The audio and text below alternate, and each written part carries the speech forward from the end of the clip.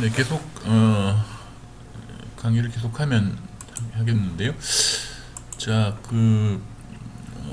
추가 자료에 보면은 이게 어디서 갖고 온 건지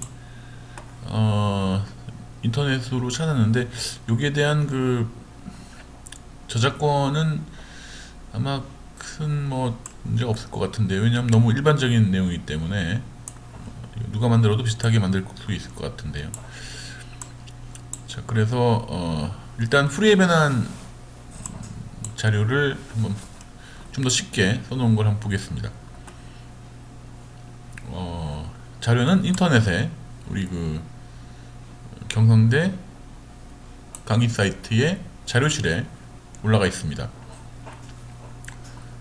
풀이의 급수와 풀이의 변환. 사실은 풀이의 급수라는 것은 컨티뉴어스 함수 아니죠. 피어리딕 함수, 주기 함수에 대한 것이고, 풀이의 변환은 비주기 함수에 대한 건데, 풀이의 변환을 주기 함수를 풀이의 변환해도 됩니다.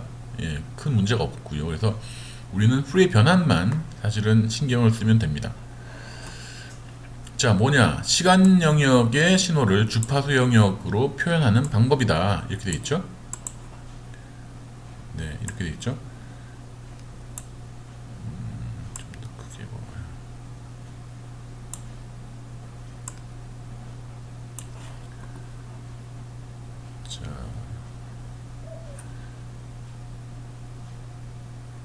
자, 그 개념은 모든 파형은 정현파, 잘못 썼군요. 정현파죠. 정현파의 합으로 표현할 수 있다 이거죠. 그 무슨 얘기냐? 풀이의 변환이 지금 개념이 되겠는데요. 어떠한 이러한 파형, 이런 구형파라고 하는데, 이런 구형파는 이러한 사인파, 아이고 그림이 지금 마우스로 그리는 거라서 그렇게 잘 그려지지 않습니다. 더하기 이러한 파형, 이 두 개의 파형을 더해보면 어떤 식의 그림이 나오냐 하면 이런 식의 그림이 나옵니다.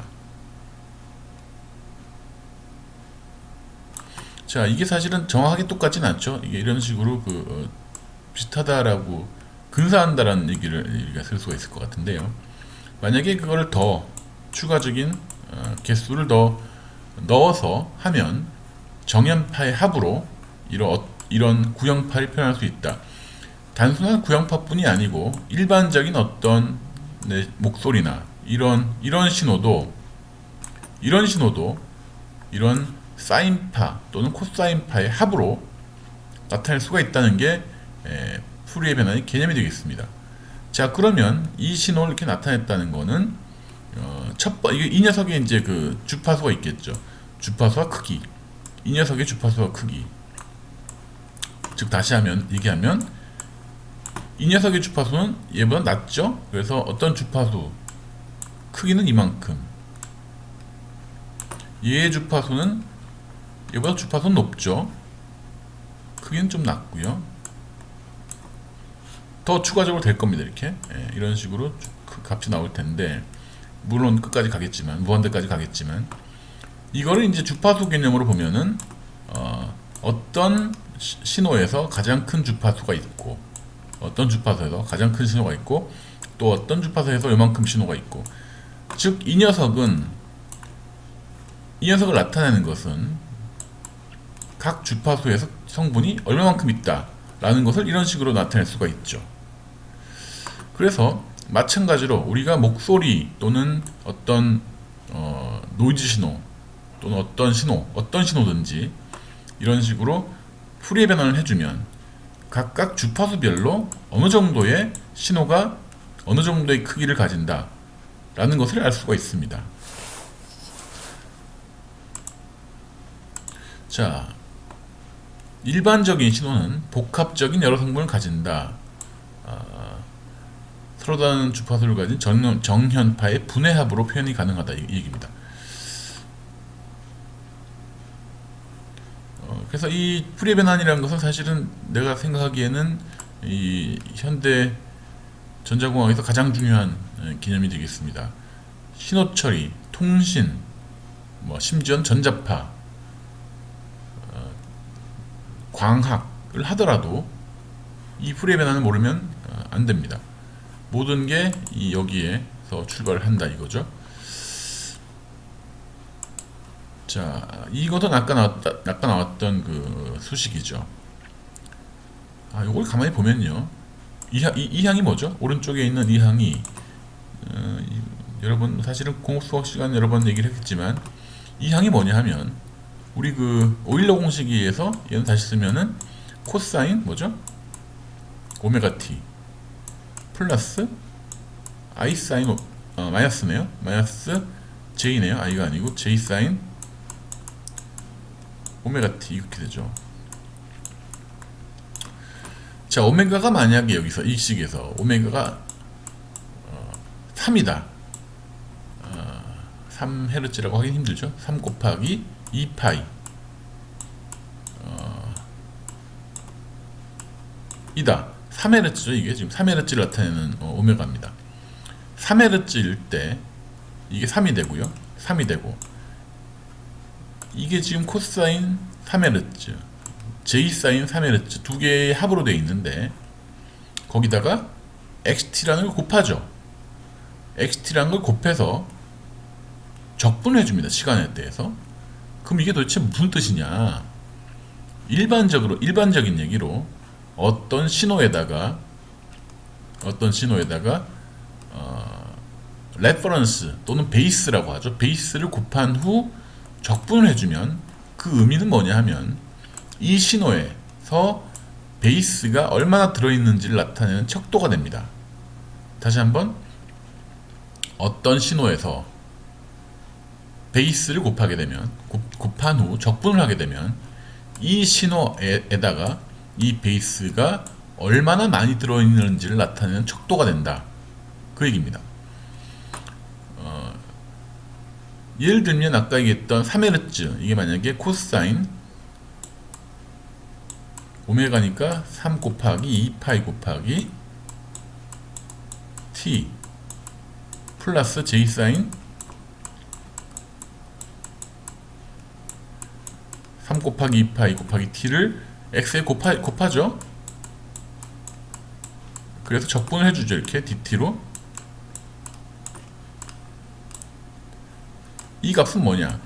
xt의 3Hz 성분이 얼마나 많이 들어있느냐, 그것을 나타내는 척도가 됩니다. 그래서 오메가를 또는 주파수를 1부터 변환시킵니다.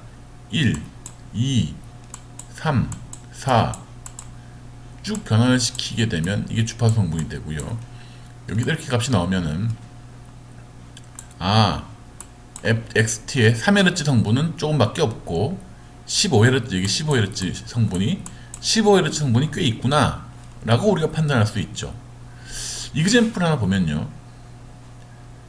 그러면은 XT가 그냥 코사인 3Hz다. 예를 들면 3 곱하기 2파이 곱하기 t다. 자, 여러분들 다 알다시피 이 신호의 주파수는 3Hz죠. 3Hz 여기 넣습니다. 그러면 이게 3Hz니까 얘랑 곱하면 코사인 곱하기 코사인은 여러분 공식 있죠? 코사인 곱하기 코사인 x 곱하기 코사인 x 2분의 1 플러스 코사인 2x 이렇게 되죠. 이쪽도 하나 더 있네요. 코사인 3x 3 곱하기 2파이 곱하기 x 곱하기 사인 x. 코사인 곱하기 사인 x는 뭔가 나오는데 그거를 적분해 줍니다. 적분이란 것은 마이너스 무한대에서 무한대까지 가니까 코사인 곱하기 사인 하는 값은 사인 코사인 값으로 나오기 때문에 한 주기 적분하면 전부 0이 됩니다. 왜냐하면 플러스 마이너스가 전부 캔슬 되기 때문에. 앞에 곱했던 이 녀석은 여기 지금 나와 있는데 요 부분과 요 부분 두 개로 나뉘죠.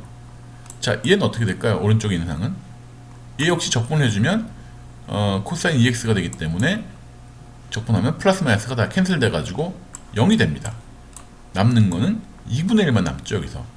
자, 그래서 2분의 1만 남으니까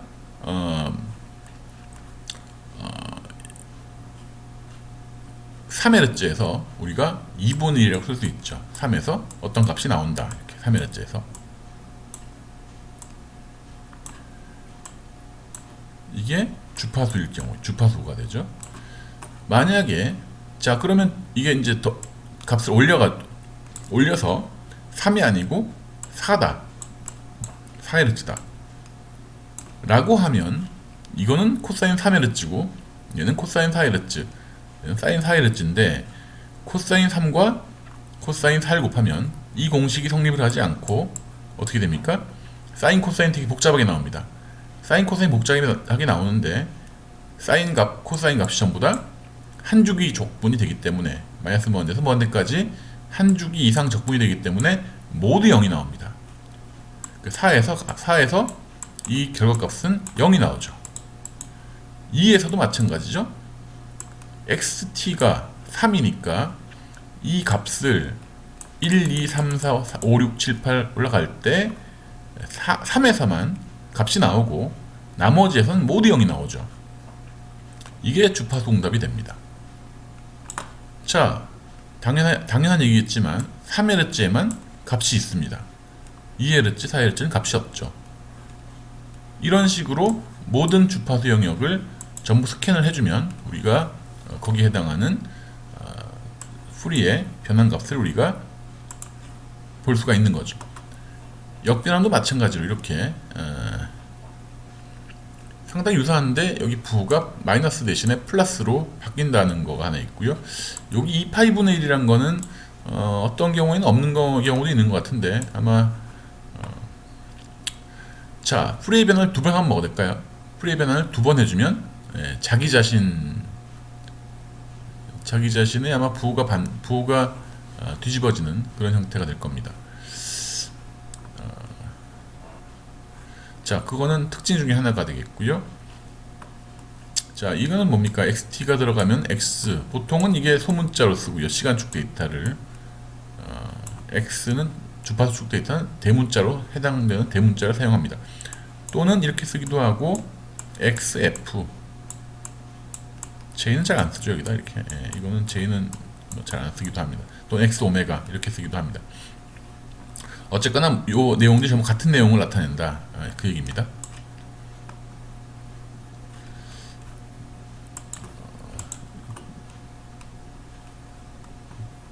자, 대표적인 신호의 풀이의 변환, 이건 이제 기획기능 변환이 몇 개 있는데 시간축으로 감쇄하는 신호는 시간축으로 감쇄하는, 이게 지금 감쇄죠, 그죠? 시간축으로 점점 이렇게 떨어지는 형태가 됩니다. 요 형태는 사실은 되게 자연적인 형태입니다. 2의 마이너스 AT, 여기서 A가 음수는 아닐 테니까, 음수면 이게 이제 증폭이 되는 경우, 이렇게 올라가는 경우고요.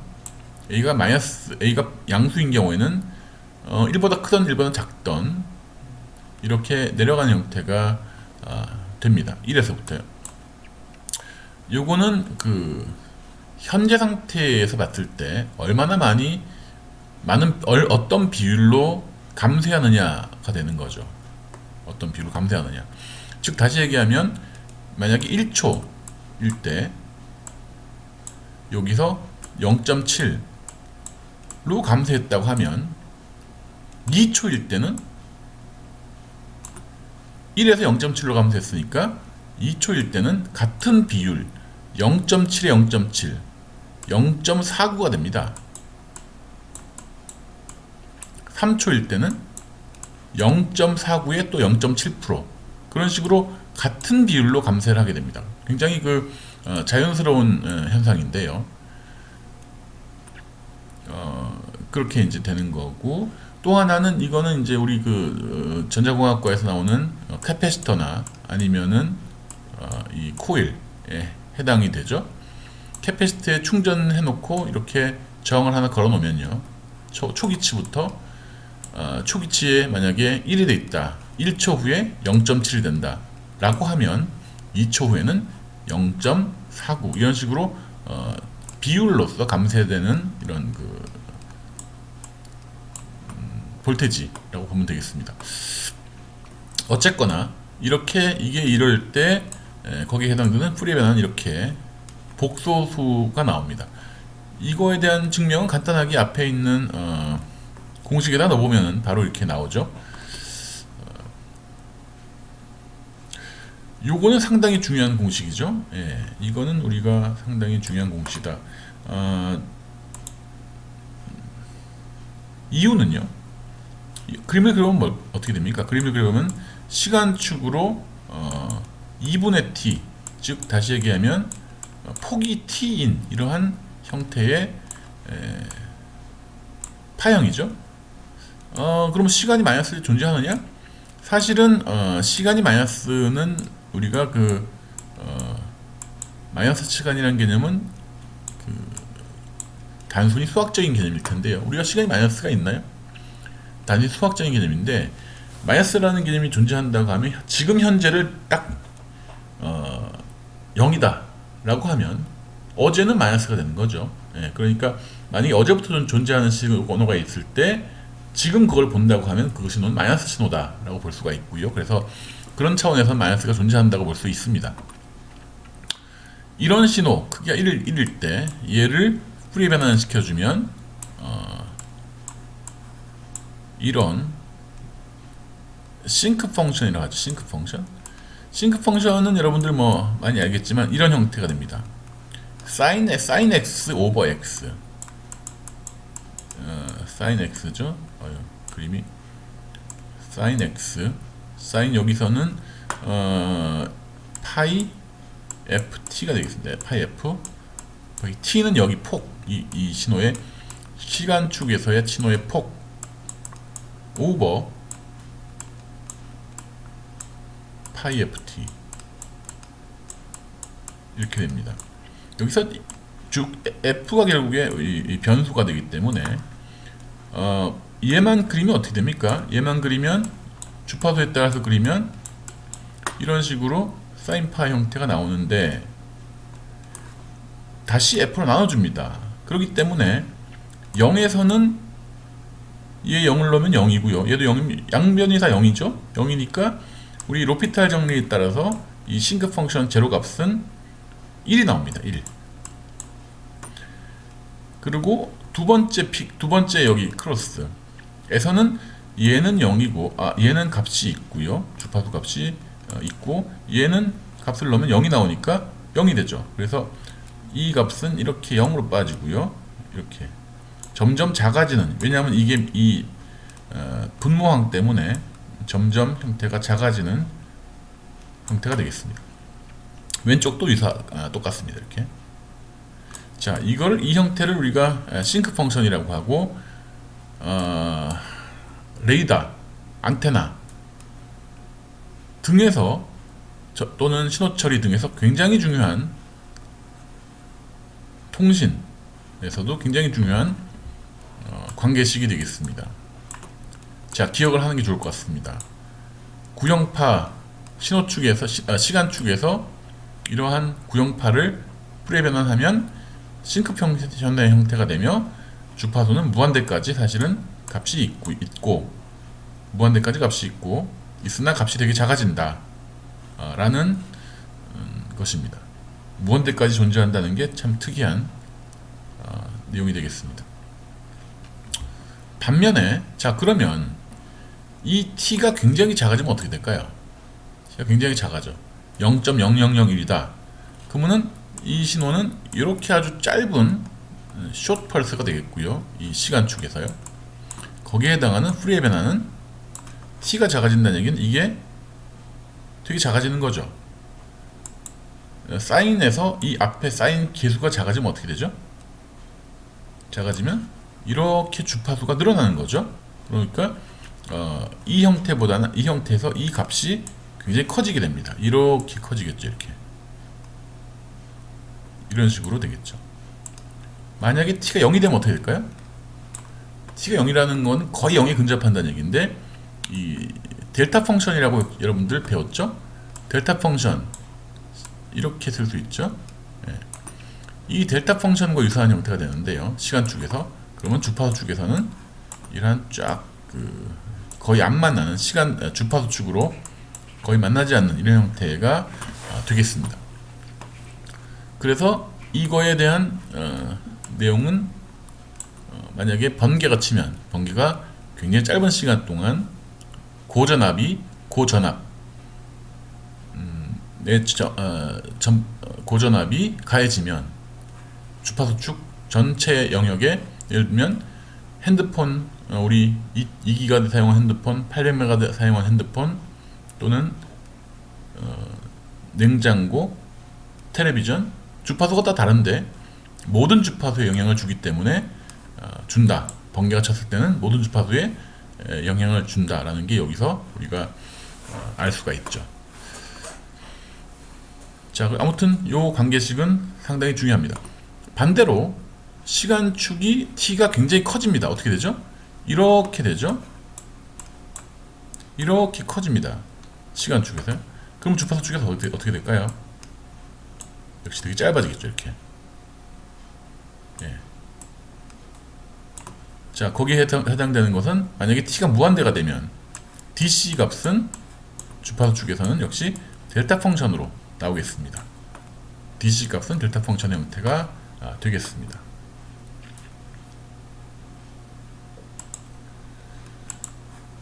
자, 여기 있죠. 그 얘기가 여기 있습니다. 만약에 시간축 데이터가 델타 펑션 이렇게 쓰는 건 여러분들 기억이 나나요? 델타 t라고 쓰면 뭐죠? 이렇게 0에서 t가 0에서 이렇게 피크가 있는 거고요. t 마이너스 델타 t 마이너스 1 그러면 뭐죠? 얘를 시간축으로 한 칸 이렇게 옮겨서 이렇게 되는 거죠. t 마이너스 t0면은 t0에서 이렇게 값이 피크가 되는 경우입니다. 얘는 아까 했던 거랑 같죠. 얘는 뭐냐 하면 얘는 뭔가? 얘는 아까 그러면은 아까 0에서 값이 있으면 주파수에 해당되는 게 이렇게 무한대로 간다고 했는데, 주파수에서는 이렇게 옮기면 어떻게 되나 라는 것은, 얘는 뭐냐 하면 얘의 크기는 뭡니까? 익스포넨셜 jx의 크기는 뭐죠? 절대값 크기 1입니다. 1. 크기는 1인데 얘는 위상이라고 볼 수 있습니다. 위상, 페이즈. 위상값이 변화하는 형태가 됩니다. 물론 사인, 코사인으로 더해지겠습니다. 요 얘기도 중요한 얘기죠. 예, 시간축 데이터는 이렇게 위상값이 변한다. 시간축 데이터 시프트는, 시간축의 데이터 시프트는 주파수 영역에서 위상값이 변하는 것으로 나오고 그 크기는 1이다. 그 얘기죠. 반대로 시간축 위상 변화는 주파수축 데이터 시프트가 되겠습니다. 이게 지금 데이터 시프트란 내용이 되겠죠. 이그젠플이 뒤쪽에 있을 것 같은데요.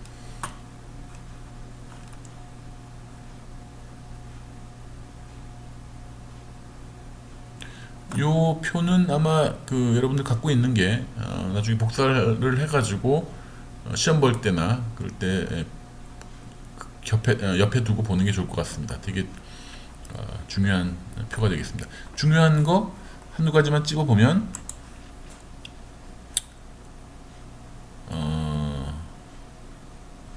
요 얘기요? 이거 아니군요. 델타를 하면 1이다. 아까 얘기했고요. 1이란 건 1을 하면 델타다. 시간축 위상 변화는 주파수 축에서 시프트, 반대가 됐죠?